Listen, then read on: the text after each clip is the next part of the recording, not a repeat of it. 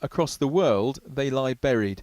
The hundreds of thousands of British and Commonwealth servicemen and women who died after Britain declared war on this day 100 years ago. Most of them fell on the Western Front, and today the Duke and Duchess of Cambridge were in the Belgian city of Liège to pay their respects.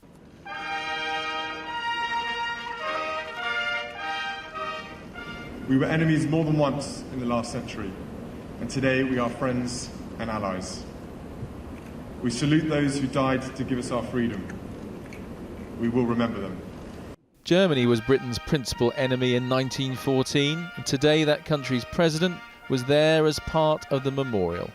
And Britain's main ally 100 years ago, France, was also represented by its president. And he linked the Great War to events today in Gaza and the Middle East. It's not enough, President Hollande said, simply to remember. We must work together today for peace.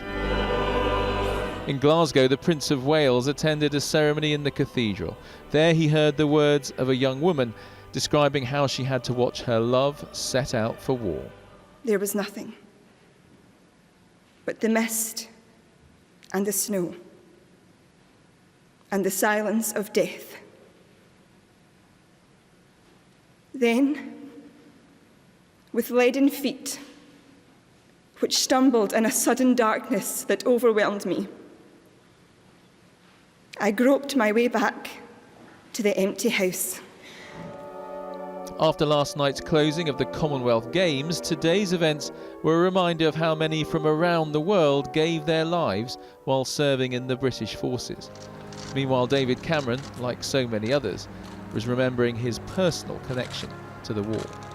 One of my great-uncles died in one of the opening skirmishes of the war in September 1914. So all of us, I think, can research our family histories and our family trees and see the sacrifice, the contribution and the effect on our families that this appalling conflict had.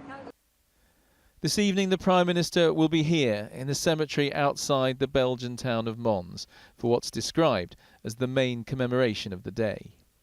One of the reasons why this cemetery was chosen for today's ceremony is that Mons was the scene of the first battle fought by British and Commonwealth forces in World War I, and also the last. So here you have headstones marking men who were killed in August 1914, and also people killed on the very last day of the war. Sue Barndon has come to the Saint-Symphorien cemetery with her daughter to remember her grandfather. Private George Southwell was one of the very first British soldiers to be killed. My granddad died before he saw my mum, which was very sad, so my mum never knew of him.